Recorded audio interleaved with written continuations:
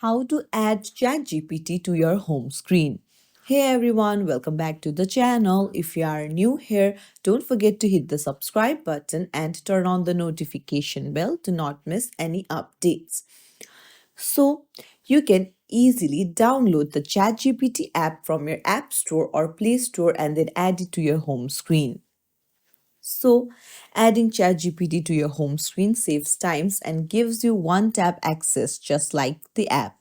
So, let's dive right in. You can just open up the App Store and then go to the search bar and then search for ChatGPT. And then just go ahead and install it.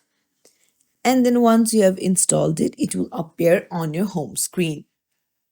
There you go. Now you can just tap on it and then start using the ChatGPT app.